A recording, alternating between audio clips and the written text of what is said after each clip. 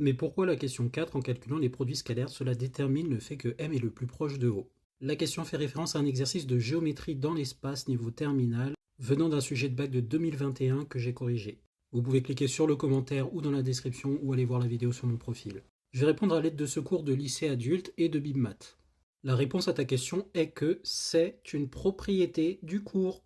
Définition 6, on peut définir le projeté orthogonal comme étant le point du plan par lequel passe la seule droite orthogonale au plan et passant par le point M en question. Alors là, dans la définition, ils ont parlé de A. Donc ça, c'est la première façon de définir le projeté orthogonal. Mais comme tu le vois, on a aussi un théorème 4 qui est en fait une caractérisation. C'est quoi une caractérisation? C'est quand deux définitions sont équivalentes. Et on te dit, on appelle distance d'un point M au plan P, la longueur MH où H est le projeté orthogonal de M sur le plan P. Cette distance est la plus courte distance entre le point M et un point du plan P. Donc comme tu le vois ici, si je prends n'importe quel autre point dans le plan, la distance entre M et ce point sera toujours plus grande que la distance entre M et son projeté sur le plan.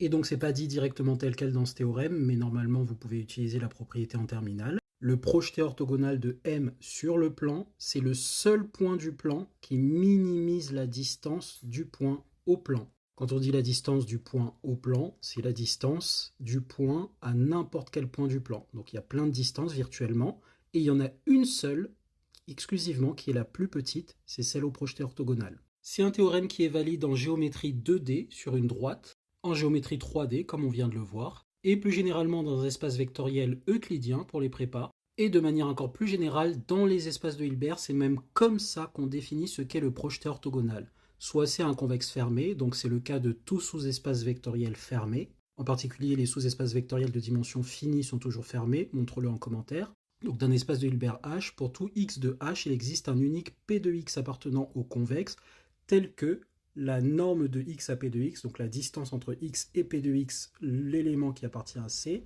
c'est égal à l'inf des distances pour y dans C.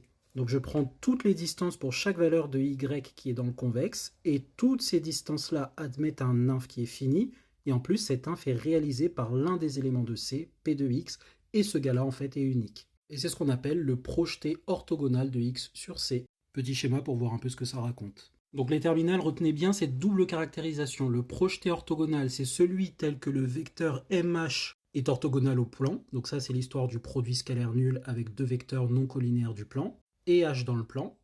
Mais c'est aussi le seul point du plan qui minimise la distance de M au plan. Voilà, n'hésitez pas si vous avez d'autres questions. Bisous!